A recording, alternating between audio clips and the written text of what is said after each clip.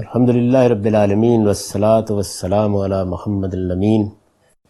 اعوذ باللہ من الشیطان الرجیم بسم اللہ الرحمن الرحیم۔ خواتین و حضرات، ہم سورہ نساء کا مطالعہ شروع کر رہے ہیں۔ سورہ نساء اور سورہ مائدہ جو اس کے بعد ہے، یہ اپنے مضمون کے لحاظ سے توام صورتیں ہیں، یعنی یہ ایک پیئر ہے۔ قرآن مجید میں عام طور پر صورتوں کو اسی طریقے سے ترتیب دیا گیا ہے۔ اس سے پہلے ہم نے سورہ بقرہ اور سورہ آل عمران کا مطالعہ کیا، وہ بھی توام صورتیں ہیں، یعنی ان کی نوعیت بھی یہ ہے کہ وہ ایک جوڑا ہے، ایک پیئر ہے۔ ان صورتوں میں مخاطب اصلاً اہل کتاب تھے، ان پر پہلے اللہ کی حجت تمام کی گئی، اس کے بعد مسلمان مخاطب ہوئے، اور پھر ان کی تطہیر اور ان کے تزکیے کے لیے ضروری ہدایات قرآن مجید میں دی۔ اور یہ میں عرض کر چکا ہوں کہ قرآن مجید میں جب تطہیر اور تزکیے کا مضمون شروع ہوتا ہے تو اس میں دونوں پہلو ہوتے ہیں، یعنی اس لحاظ سے بھی کہ بحیثیت انسان اپنے نفس کو پاکیزہ بنانے کے لیے کیا کیا ہدایات ہیں، اور اس لحاظ سے بھی کہ رسالت مآب صلی اللہ علیہ وسلم کے سامنے اس وقت جو گروہ یا جماعت موجود ہے اس کو الگ الگ کرنا ہے، یعنی ان میں سے وہ لوگ جو منافقین ہیں الگ ہو جائیں، جو منکرین ہیں وہ الگ ہو جائیں، اور جو سچے مومن ہیں وہ الگ ہو جائیں، تاکہ اللہ تعالیٰ کا جو فیصلہ اس وقت صادر ہونے والا ہے اس کے لحاظ سے عذاب اور ثواب کا حکم دیا جا سکے۔ تو ان دونوں کے لیے یہ تزکیہ اور تطہیر کی اصطلاح استعمال ہوتی ہے، یعنی پاک کرنا، ایک دوسرے کو الگ الگ کرنا۔ ان دونوں صورتوں میں مخاطب اصلاً مسلمان ہے، یعنی اب صورتحال الٹ گئی ہے۔ پہلے یہ تھا کہ پہلے وہ مخاطب ہوئے، ان پر اتمام حجت کیا گیا، اس کے بعد مسلمانوں کی طرف خطاب کا رخ مڑا، اور پھر تزکیہ اور تطہیر کا مضمون شروع ہو گیا۔ یہاں صورتحال یہ ہے کہ پہلے مخاطب مسلمانوں کو کیا گیا ہے، اصلاً تزکیہ اور تطہیر کا مضمون ہے، ضمنی طور پر اہل کتاب بھی زیر بحث آ رہے ہیں، یعنی بالکل اس کے الٹ ہے۔ دونوں صورتیں چونکہ توام ہیں تو دونوں صورتوں میں ترتیب اس طرح اختیار کی گئی ہے کہ سورہ جیسے ہی مکمل ہوتی ہے، نساء بھی اور مائدہ بھی، اس کے بعد پھر ایک ضمیمہ ہے دونوں کے پیچھے، جس میں جو خود سورہ میں احکام اور ہدایات دیے گئے ہیں ان کے بارے میں کچھ سوالات پیدا ہو گئے ہیں، تو ان کے جوابات ہیں۔ سورہ نساء کے آخر میں 4 سوالات ہیں جن کا جواب دیا گیا ہے، اور سورہ مائدہ کے آخر میں 5 سوالات ہیں جن کا جواب دیا گیا ہے، یعنی سورہ ختم ہو گئی اور اس کے بعد وہ سوالات شروع ہو گئے۔ جس طرح ہم درس دیتے ہیں تو اس کے بعد سوالات اور جوابات کی نشست شروع ہو جاتی ہے، تو دونوں صورتوں میں یہی طریقہ اختیار کیا گیا ہے۔ پہلی سورہ یعنی سورہ نساء تو عام صورتیں ہیں، تو اس میں سے جو پہلی سورہ ہے اس میں امت کے لیے صالح معاشرات کے کیا اساسات ہیں، یعنی ایک اچھی معاشرت، ایک صالح معاشرت کن بنیادوں پر استوار ہوتی ہے۔ دوسرے لفظوں میں یوں سمجھ لیجئے کہ تزکیہ اور تطہیر کا مضمون ہے، لیکن جیسے میں نے اپنی کتاب میزان میں ایک پورا باب لکھا ہے قانون معاشرت کا، وہ پہلو اس میں زیر بحث آئے۔ زیادہ تر معاشرتی معاملات، گھریلو زندگی کے معاملات، میراث کے معاملات اور اس نوعیت کی چیزیں وہ زیر بحث آئی ہیں، جن میں ضعفاء کے ساتھ کیا رویہ اختیار کرنا چاہیے، یعنی سوسائٹی کے کمزور لوگ، یتیم ہیں، خواتین ہیں، اسی طریقے سے وہ لوگ ہیں کہ جن کی ضرورتیں آپ سے متعلق ہو جاتی ہیں، تو وہاں انسان کا رویہ کیا ہونا چاہیے، وہ زیادہ تر اس میں زیر بحث ہے۔ دوسری سورہ میں جو اس کے بعد آ رہی ہے، امت پر اتمام نعمت کیا گیا ہے، یعنی اسے بتایا گیا ہے کہ اب کچھ آخری ہدایات ہیں، اللہ نے اپنی نعمت پوری کر دی ہے، اپنی شریعت دے دی ہے، اللہ تعالیٰ کے ساتھ اب تمہارا آخری عہد و پیمان ہونا چاہیے۔ یعنی یوں سمجھ لیجئے کہ جو تعبیر اہل کتاب نے اختیار کی ہے، وہ یہ کہتے ہیں کہ تورات عہد نامہ قدیم ہے، اولڈ ٹیسٹمنٹ ہے، اور انجیل عہد نامہ جدید ہے، نیو ٹیسٹمنٹ ہے۔ تو اگر آپ اسی ترتیب کو پیش نظر رکھیں تو یہ گویا قرآن مجید خدا کا آخری عہد و پیمان ہے، آخری عہد نامہ جو زمین پر ہوا ہے وہ یہ ہے۔ تو اس عہد و پیمان کو سورہ مائدہ واضح کرتی ہے، اور یہ بتاتی ہے کہ اب ایک نئی امت بن گئی ہے، اور اس امت کا اب اللہ تعالیٰ کے ساتھ جو معاہدہ ہے اس کو اس کی پابندی کرنی چاہیے۔ میں اس سے پہلے عرض کر چکا کہ ان میں خطاب اہل کتاب سے بھی ہوا ہے، نبی صلی اللہ علیہ وسلم سے بھی ہوا ہے، لیکن دونوں صورتوں کے مخاطب اصلاً مسلمان ہیں۔ اور صورتوں کے مضمون پر جب آپ غور کرتے ہیں، تدبر کرتے ہیں، تو یہ واضح ہو جاتا ہے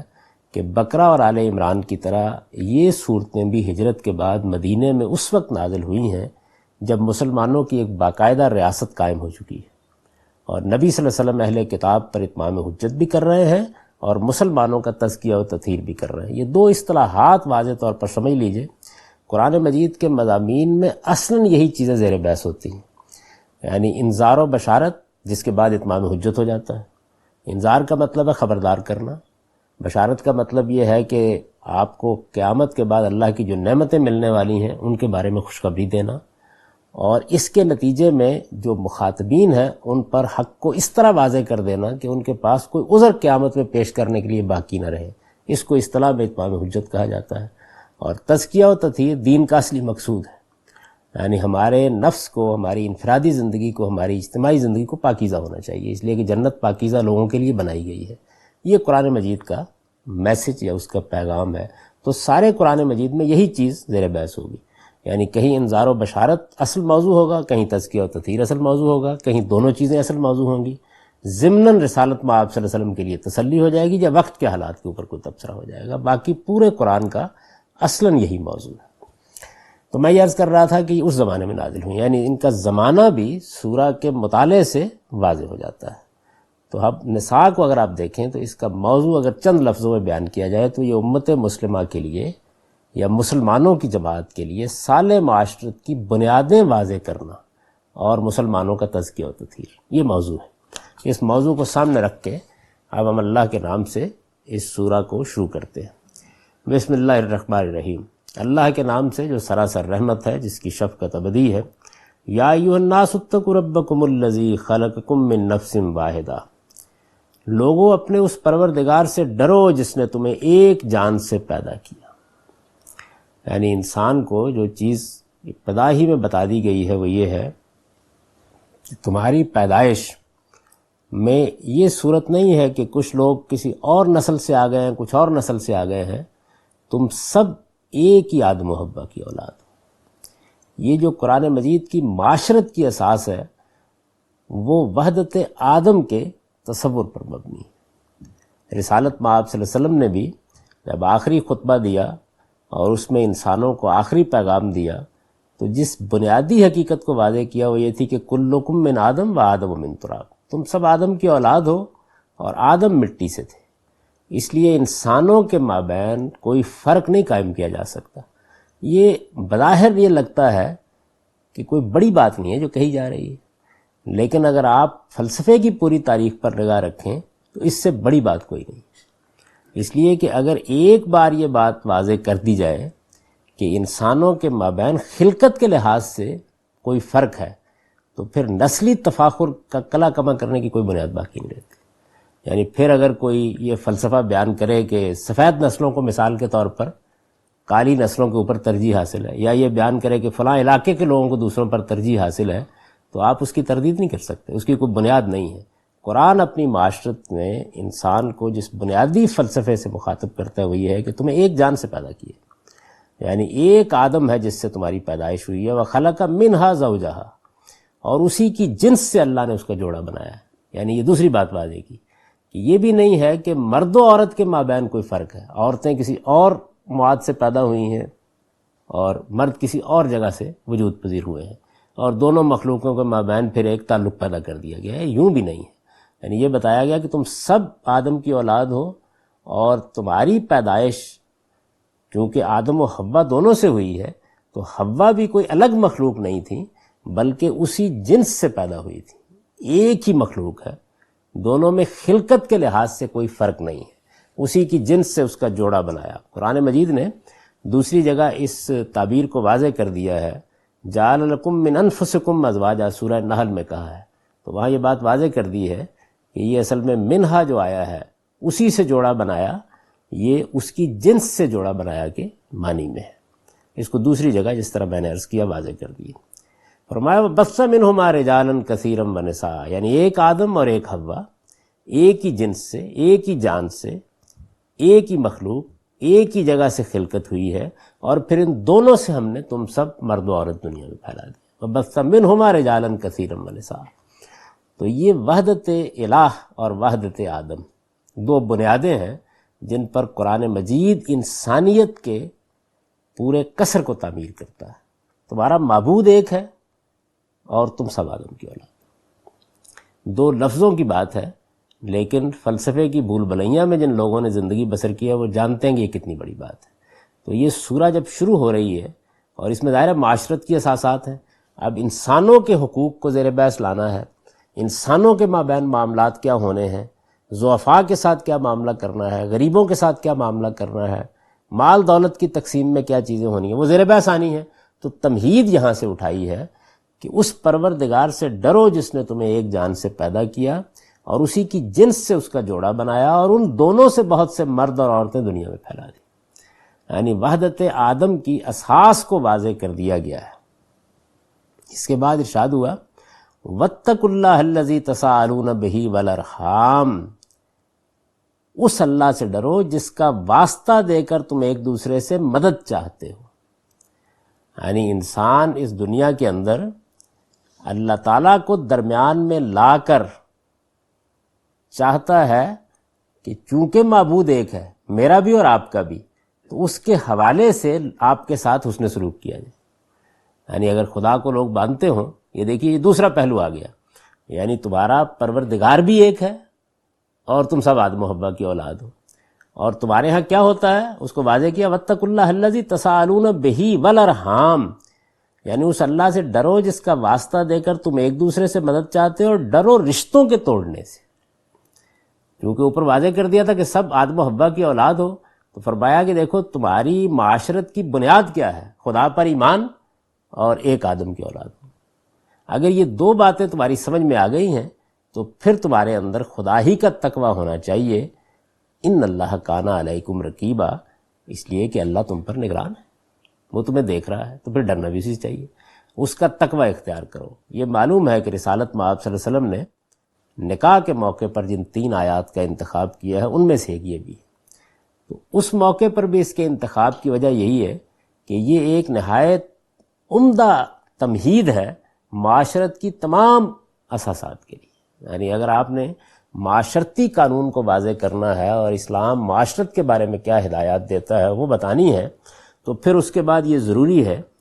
کہ یہ سمجھا جائے کہ اللہ ایک ہے اور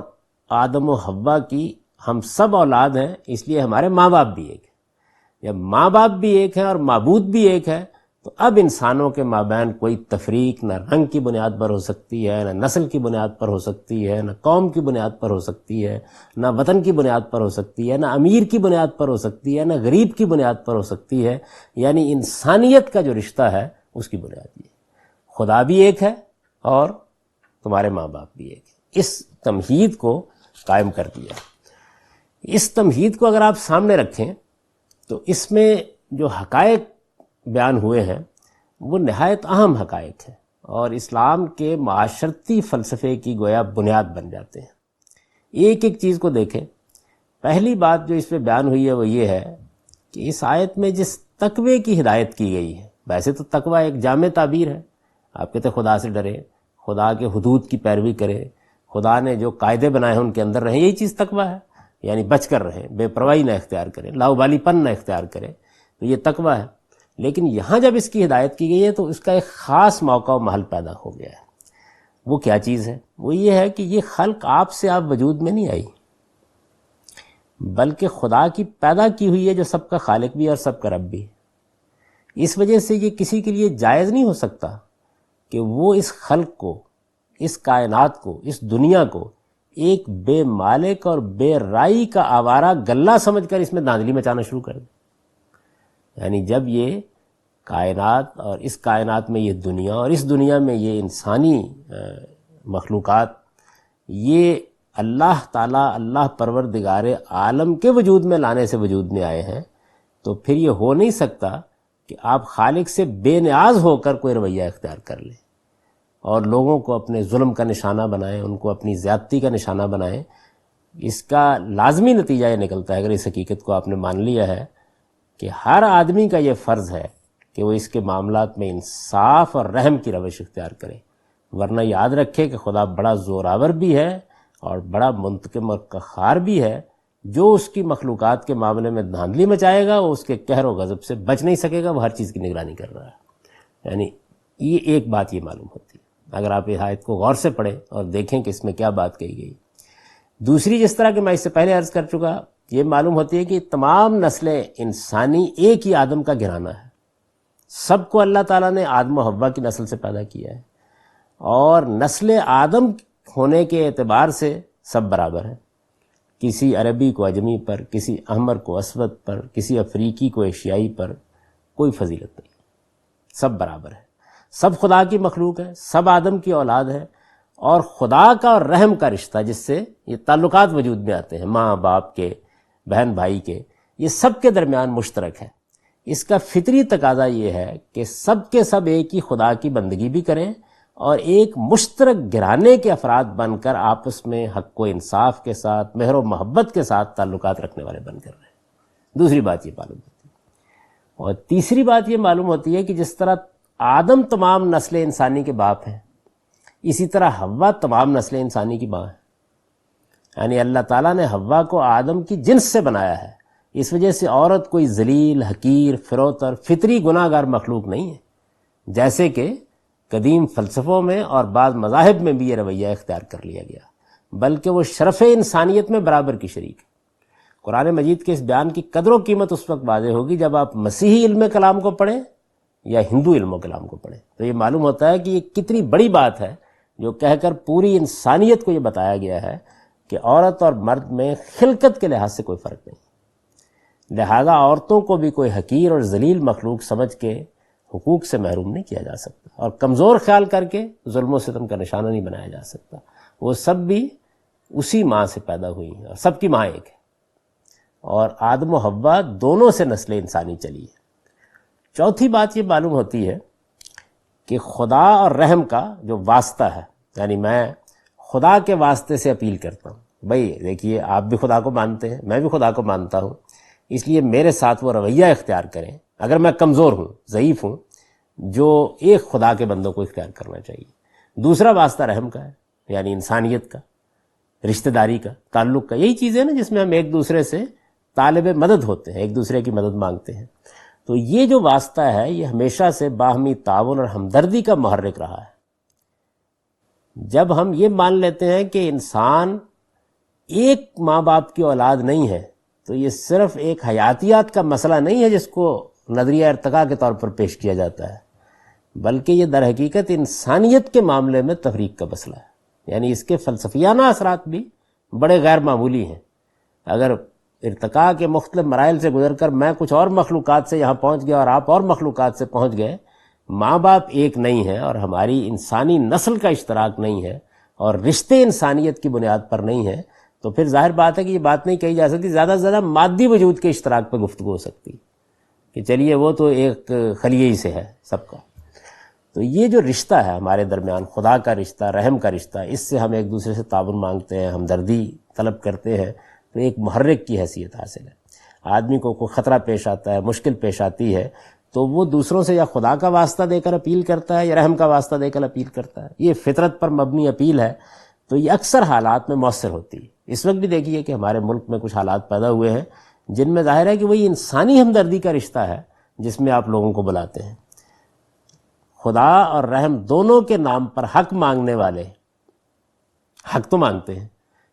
لیکن اس کے بعد یہ بھول جاتے ہیں کہ جس طرح ان واسطوں پر حق مانگنا حق ہے، اسی طرح ان کا حق ادا کرنا بھی حق ہے۔ یعنی حق مانگنے کو تو انسان بہت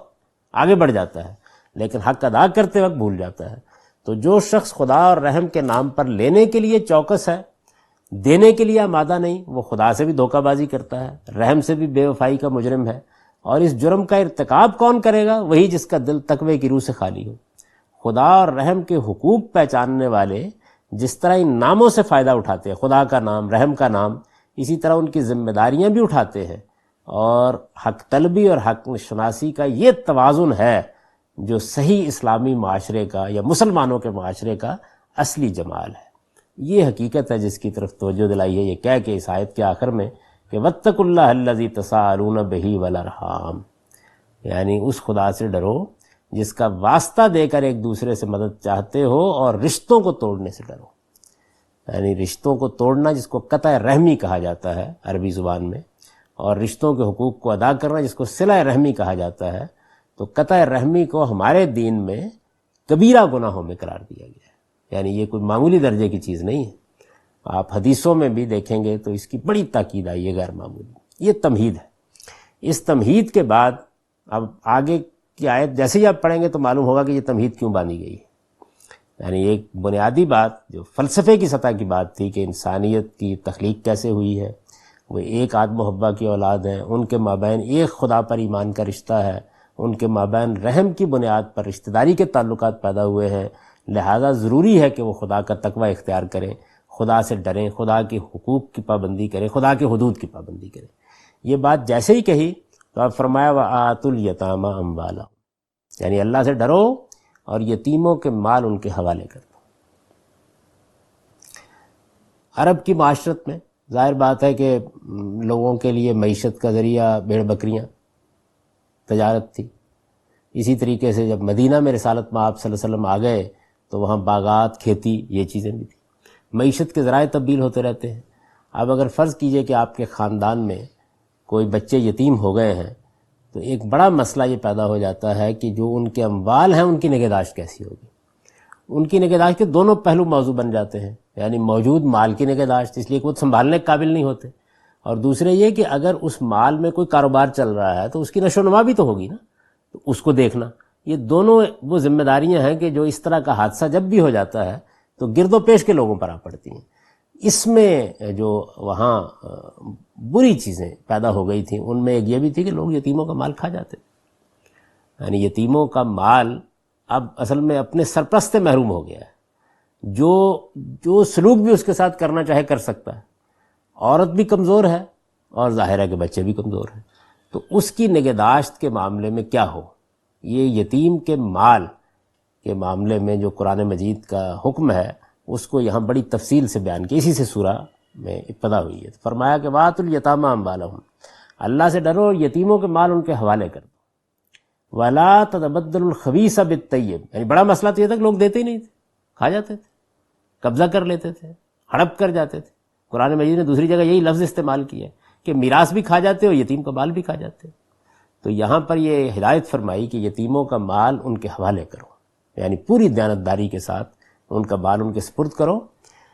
وَلَا تَتَبَدَّلُوا الْخَبِيثَ بِالطَّيِّبِ، نہ اپنے برے مال کو ان کے اچھے مال سے بدلو۔ وَلَا تَأْكُلُوا أَمْوَالَهُمْ إِلَىٰ أَمْوَالِكُمْ، اور نہ ان کے مال کو اپنے مال کے ساتھ ملا کر کھاؤ۔ إِنَّهُ كَانَ حُوبًا كَبِيرًا، اس لیے کہ یہ بہت بڑا گناہ ہے۔ یعنی یہ دیکھیے اس میں جو باتیں کہی گئی ہیں یہ اس میں وہ سارے پہلو لے لیے گئے ہیں جو لوگ عام طور پہ کرتے تھے۔ یعنی ایک تو یہ ہے کہ بعض جری لوگ ویسے ہی کھا جاتے تھے، زبردستی کر لی، مار لیا مال، کھا لیا، ایک پہلو یہ ہوتا تھا۔ دوسرا یہ ہوتا تھا کہ ایسا کچھ فریب دہی کا طریقہ اختیار کیا کہ مال میں رد و بدل کر لیا، ہے نا، بھیڑ بکریاں ہی مثال کے طور پر، کچھ ادھر مریل ڈال دی، کچھ اپنی طرف بہتر لے لی، تو کھجوریں ہیں، درخت ہیں، پھل ہیں، جو چیزیں بھی ہیں، جو مال اموال آپ کی چونکہ تصرف میں آ گئے ہیں، وہ 10 سال بعد یتیم بڑے ہوں گے تبھی لیں گے نا، تو اب آپ ہی نے دینے ہیں ان کو، تو برے مال کو اچھے مال سے، اچھے مال کو برے مال سے بدل لیا۔ ایک دوسرا پہلو یہ ہوتا تھا۔ ایک یہ تھا کہ بظاہر تو یہ کہا کہ بھائی بات یہ ہے کہ ہم تو ملا کے کام کر رہے ہیں، تو اب آپ نے ان کا مال ساتھ ملا لیا اور اس کے بعد کوئی حساب کتاب نہیں، اس میں گویا کھانے کا ایک بہانہ مل گیا کہ اب کیسے الگ الگ کیا جائے گا۔ تو ساری چیزوں کے بارے میں یہ کہا کہ انہو کان حوبا کبیرا، یہ کوئی معمولی درجے کا گناہ نہیں ہے، یہ بہت بڑا جرم ہے، یعنی تم اندازہ ہی نہیں کر سکتے کہ یہ کتنا بڑا جرم ہے۔ اس میں دیکھیے خبیث اور طیب کے جو الفاظ آئے ہیں تو یہ عربی زبان میں جس طرح اخلاقی لحاظ سے خبیث اور طیب چیزوں کے لیے آتے ہیں، اسی طرح مادی لحاظ سے عمدہ اور ناقص چیزوں کے لیے بھی آتے ہیں۔ ہماری زبان میں اس طرح نہیں بولے جاتے لیکن عربی میں ایسے ہی بولے جاتے ہیں، تو یہاں اس دوسرے پہلو سے استعمال ہوئے، یعنی ایک ناقص مال ہے آپ کا تو آپ نے اس کو دے دیا اور اچھا مال وہ ہڑپ کر لیا کسی دوسرے کا۔ پوری آیت میں جو بات کہی گئی وہ یہ ہے کہ یتیموں کے سرپرست ان کا مال ان کے حوالے کریں۔ پہلی چیز تو یہ ہے کہ اگر یتیم اپنے مال کو سنبھال سکتا ہے تو آپ کا کوئی کام نہیں ہے کہ آپ اس میں مداخلت کریں، اسے خود ہضم کرنے کی کوشش نہ کریں۔ ظلم اور ناانصافی سے یتیم کا مال ہڑپ کرنا، آگے آپ دیکھیں گے جب یہ آیات ختم ہوگی تو قرآن نے کہا کہ یہ اپنے پیٹ میں آگ بھرنا ہے، لہذا کوئی شخص نہ اپنا برا مال ان کے اچھے مال سے بدلنے کی کوشش کرے اور نہ انتظامی سہولت کی نمائش کر کے اس کو اپنے مال کے ساتھ ملا کر کھانے کے مواقع پیدا کرے۔ اس طرح کا اگر کوئی اختلاط کرنا ہے، بعض اوقات ضرورت ہوتی ہے نگہداشت کے لیے، تو یہ خرد برد کے لیے نہیں ہونا چاہیے، بلکہ یتیموں کی بہبود کے لیے ہونا چاہیے، ان کے معاملات کی اصلاح کے لیے ہونا چاہیے۔ یہ ہدایت فرمائی۔ اس کے بعد فرمایا وَإِنْ خِفْتُمْ أَلَّا تُقْسِطُوا فِي الْيَتَامَىٰ، اور اگر اندیشہ ہو کہ میں یتیموں کے معاملے میں اپنی طرف سے تو کوئی خرابی نہیں پیدا کروں گا، لیکن معاملات کی نگہداشت میں چیزوں کو دیکھنے میں شاید انصاف نہ کر سکوں، فرمایا کہ اگر یہ چیز ہو فَانكِحُوا مَا طَابَ لَكُم مِّنَ النِّسَاءِ مَثْنَىٰ وَثُلَاثَ وَرُبَاعَ، تو پھر کیا کرو؟ پھر یہ کرو کہ ان یتیموں کے ساتھ جو عورتیں ہیں ان میں سے جو تمہارے لیے جائز ہوں ان میں سے 2 2 3 3 4 4 سے نکاح کر لو۔ یعنی آپ نے اگر ایک یتیم آپ کے خاندان میں ہے، اس کی نگہداشت کرنی ہے تو آپ نگہداشت کر رہے ہیں اچھے طریقے سے، بہت اچھی بات ہے۔ آپ کو محسوس ہوتا ہے کہ اس کی ماں بھی میرے ساتھ شریک ہو جائے، ہم ایک خاندان بن جائیں، تو شاید میں زیادہ بہتر طریقے سے انصاف کے تقاضوں کو، یعنی ایک تو یہ کہ نیت خراب ہے تو نیت کی خرابی کا تو کوئی بھی علاج نہیں ہے، ایک یہ کہ نیت تو بالکل ٹھیک ہوتی ہے لیکن آپ کو ایک سہارا بھی چاہیے ہوتا ہے، اعتماد بھی چاہیے ہوتا ہے، اور اپنے آپ کو تہمت سے بچانا بھی مقصود ہوتا ہے کہ آئیے مل کے اس معاملے کو کر لیتے ہیں۔ تو عرب کے معاشرے میں چونکہ یہ کوئی بڑا مسئلہ نہیں تھا، عورتوں کے ساتھ لوگ نکاح کرتے ہی تھے، تعدد ازواج کی عام روایت تھی۔ تعدد ازواج جو ہے یہ ان سوسائٹیوں میں بہت ہوتا ہے جن میں قبائلی نظام ہوتا ہے، یعنی زیادہ شادیاں لوگ کرتے ہیں۔ موجودہ زمانے میں جس طرح آپ کو اپنی حفاظت کے لیے ایک اسٹیٹ کی حمایت حاصل ہے، یہ قبائلی تمدن میں نہیں ہوتی۔ قبائلی تمدن میں تو یہی ہے کہ آپ کے بچے کتنے ہیں، لڑکے کتنے ہیں، اور وہ آپ کے ساتھ برے بھلے حالات میں کھڑا ہو سکتے ہیں یا نہیں کھڑا ہو سکتے۔ تو یہ چیز تعدد ازواج کا ذریعہ بن گئی۔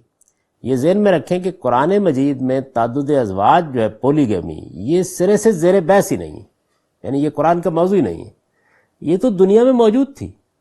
کبھی کم ہو جاتی ہے کبھی زیادہ ہو جاتی ہے حالات کے لحاظ سے۔ سوال یہ تھا کہ کیا اس کے اوپر کوئی پابندی لگا دی جائے، یعنی شریعت پابندی لگا سکتی تھی، ورنہ ایسا نہیں ہے کہ قرآن مجید نے آگے کوئی اس کا دروازہ کھولنا تھا، دنیا میں موجود تھی۔ اس موقع پر جو یہ مسئلہ زیر بحث آ گیا، یہ کوئی تعدد ازواج کا قانون بیان کرنے کے لیے زیر بحث نہیں آیا، یہ آیت اس کو نہیں بیان کر رہی، ایک چیز پہلے سے موجود ہے۔ تو فرمایا کہ یتیموں کے معاملے میں اگر تم محسوس کرتے ہو کہ انصاف کے ساتھ ان کے اموال کی نگہداشت نہیں کر سکو گے تو ان کے ساتھ عورتیں ہوں گی نا، وہ 2 صورتوں میں ہو سکتی ہیں، ان کی مائیں بھی ہو سکتی ہیں، زیادہ تر تو یہی ہے۔ یہ بھی ہو سکتا ہے کہ بچے ہیں تو ان میں سے کوئی ایک بہن بڑی ہے، تو فرمایا کہ شادی کر لو، اور اگر ایک خاندان کے اندر ایک سے زیادہ کرنا پڑ جاتی ہے ان کی نگہداشت کے لیے 2 3 4 تو 4 تک کر سکتے ہیں، یہ کر لو۔ فَإِنْ خِفْتُمْ أَلَّا تَعْدِلُوا فَوَاحِدَةً، اب یہ کہا کس لیے کہ اپیل کس لیے کی؟ اپیل ہے یہ، یعنی یہاں یہ کسی چیز کا جائز ناجائز قرار دینا زیر بحث نہیں ہو، تو جائز ہے، پہلے سے موجود ہی ہے۔ اگر اپیل کی ہے کہ انصاف نہیں کر سکتے یہ کرو، لیکن اب آپ نے انصاف کرنے کے لیے یتیموں کے ساتھ ایک تدبیر اختیار کی اور اس کے بعد بیویوں کے مابین بے انصافی شروع کر دی، یعنی ایک چیز جو باعث بن رہی ہے وہ ایک جگہ بے انصافی کا ازالہ ہے۔ تو فرمایا کہ یہ بات یاد رکھو کہ یہ تدبیر بیان کی جا رہی ہے، اگر یہ اندیشہ ہو کہ ادھر کی بے انصافی سے تو بچ جاؤ گے اس کے نتیجے میں، لیکن خود بیویوں کے مابین بے انصافی کر ڈالو گے تو نہیں، پھر ازرہ کرم بازرو فواہدہ، پھر بہتر یہی ہے کہ پھر آپ شادی کیے بغیر ہی ان یتیموں کے معاملات کو سنبھالیں اور ان معاملات کو دیکھیں۔ یعنی ایک بے انصافی کا ازالہ کرنے کے لیے ایک دوسری بے انصافی وجود میں نہیں آ جانی چاہیے۔ یہ نہیں ہو جانا چاہیے کہ آپ کو یتیموں کے معاملے میں تو بے انصافی کو دور کرنے کے لیے اقدام کرنے کی اپیل کی جا رہی ہے اور آپ اس اپیل پر لبیک کہیں اور عورتوں کے مابین کو بے انصافی کر ڈالیں، تو یہ کام کسی حال میں نہیں ہونا چاہیے۔ او ما ملکت ایمانکم، قرآن مجید یہاں بھی شادی بیاہ کا ذکر کرے گا تو وہاں فوراً یہ بتا دے گا اس کے بعد کہ ابھی ہم نے یہ جو لونڈیاں ہیں یا غلام ہیں ان کے معاملے کو ختم نہیں کیا، ابھی یہ اسی طرح سے جاری ہے۔ میں یہ اس سے پہلے عرض کر چکا ہوں کہ قرآن مجید نے جگہ جگہ یہ بات واضح کر دی ہے کہ سوسائٹی کے اندر جو اس نوعیت کی خرابیاں اور اس نوعیت کی برائیاں پیدا ہو جاتی ہیں، ان کی اصلاح کرنے کے لیے آپ کو ہمیشہ ایک تدریجی طریقہ اختیار کرنا ہوتا ہے۔ تو غلامی کے ادارے کو بھی ختم کرنے کے لیے قرآن مجید نے تدریج کا طریقہ اختیار کیا. اس تدریج کے طریقے میں پھر آخری مرحلہ وہ آ گیا کہ سورہ محمد میں قرآن مجید نے اعلان کر دیا کہ اب کسی کو لونڈی غلام بنایا نہیں جا سکتا. یہ معاملہ ختم ہوا. اب آپ نے جنگی قیدیوں کو قیدی بنا کے رکھنا ہے. تو آنے کا راستہ بند کر دیا. اور پھر اس کے بعد سورہ نور میں یہ اعلان کر دیا کہ جو موجود ہیں یعنی لونڈیاں غلام ہیں ان کے لیے آزادی کا راستہ مکاتبت کی صورت میں کھول دیا گیا ہے. اس سب کچھ کے باوجود بہرحال جب ہزاروں کی تعداد میں لونڈیاں موجود ہیں، غلام موجود ہیں، جس طرح اب سود کا شیو ہے، جگہ جگہ بینک کھلے ہوئے ہیں، یعنی کہنے کو تو ہر آدمی کہتا ہے کہ سود حرام ہے، لیکن یہ کہ موجود ہے، تو اس کی اصلاح کرنے کے لیے آپ کو کیا کرنا ہوگا؟ آپ کو تدریج کا طریقہ اختیار کرنا ہوگا. تو قرآن مجید نے اس دوران میں قانونی لحاظ سے کوئی پابندی اس پر نہیں لگائی، یعنی ایک طرف آنے کا راستہ روکا اور دوسری طرف جانے کا راستہ کھول دیا. دونوں راستے کھول دیے. درمیان میں یہ نہیں کیا کہ آج کے بعد سے آپ غلاموں کو اٹھائیں اور اٹھا کر رکھیں، یہ نہیں ہو سکتا تھا. یا تمام قانون جو پہلے سے سوسائٹی کے اندر جاری تھا اس کو ختم کر دیا. تو بڑی حکمت کے ساتھ اس لعنت کو ختم کرنے کی کوشش کی. اور معلوم ہوتا ہے کہ تورات میں بھی بالکل یہی طریقہ اختیار کیا. وہاں 6 سال کی مدت مقرر کی ہے اور یہ بتا دیا ہے کہ 6 سال تک آپ نے خدمت لے لی، بڑی عنایت آپ کی، اب آپ کے لیے لازم ہے کہ یہ معاملہ ختم کر دیں، بہت ہو گیا. تو وہاں یہ مدت مقرر کرنے کا طریقہ اختیار کیا اس لیے کہ بنی اسرائیل کے ایک چھوٹے علاقے میں معاملہ تھا. اس وقت تک عرب میں صورتحال یہ تھی کہ غلاموں اور لونڈیوں کی خرید و فروخت ہوتی تھی، ہزاروں کی تعداد میں موجود تھے، ساری معیشت ان پر مبنی تھی. گھروں کے اندر ہر سن و سال کی لونڈیاں بھی تھے اور غلام بھی موجود تھے. ایسا نہیں کہ سب 18 سال کے لڑکے لڑکیاں تھیں، یعنی بوڑھے لولے لنگڑے گھروں میں پڑے ہوئے ہیں، ان کے لیے کوئی چھت میسر نہیں ہے. تو اس صورتحال میں جو حکیمانہ طریقہ اختیار کیا گیا وہ یہ کہ ایک طرف سے آنے کا راستہ بند کر دیا، وہ سورہ محمد میں بند کر دیا، دوسری طرف جانے کا راستہ کھول دیا، وہ سورہ نور میں کھول دیا. لیکن جب تک ظاہرہ موجود رہیں گے تو قانون اسی طریقے سے جاری رہے گا، یعنی تعلقات ویسے ہی رہیں گے. اور اس زمانے میں پھر کیا کرنا ہے اس کے بارے میں رسالت مآب صلی اللہ علیہ وسلم نے بھی ہدایات دیں. ان ہدایات کی بڑی تفصیل جو ہے وہ میں نے اپنی کتاب میزان میں بیان کر دی ہے. اگر آپ غلامی کا باب نکالیں تو معلوم ہوگا کہ کس طریقے سے ان کے ساتھ حسن سلوک کی تلقین کی گئی، ان کے حقوق قائم کیے گئے، ان پر تشدد کا راستہ بند کیا گیا، ان کے معاملے میں یہ نفسیاتی اصلاح کی گئی کہ ان کو لفظ غلام اور لونڈی سے بلایا نہیں جائے گا. اس نوعیت کی بہت سی اصلاحات ہیں. یعنی درمیان میں بھی یہ نہیں ہے کہ چھوڑ دیا گیا معاملے کو، قانونی طور پر اس کو ناجائز تو نہیں قرار دیا گیا. جو درمیان کا عرصہ ہے ظاہر ہے کہ اس میں وقت لگنا ہے، نکلنے والوں کے لیے وقت لگنا ہے اور ادھر بند ہونے کے بھی کچھ نتائج نکلنے ہیں. تو اس میں بھی بہت سی ہدایات حسن سلوک کی دی گئیں. تو فرمایا یہاں پر وہ یہ استثناء بیان کر دیا ہے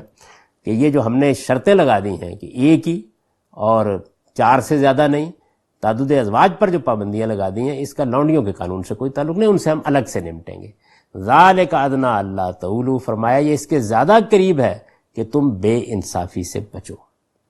تو یہاں تک بات پہنچا کے گویا اللہ تعالیٰ نے جو یتیموں کے معاملے میں ہدایت تھی اس میں ایک تدبیر بھی بتا دی کہ اگر بے انصافی سے بچنا چاہتے ہو، ان کے ساتھ اچھا رویہ اختیار کرنا چاہتے ہو تو یہ ایک راستہ موجود ہے، یہ اختیار کر لو. لیکن یہ راستہ اختیار کرتے وقت دیکھنا کہیں ایک دوسری صنف کے ساتھ بے انصافی نہ کر بیٹھنا.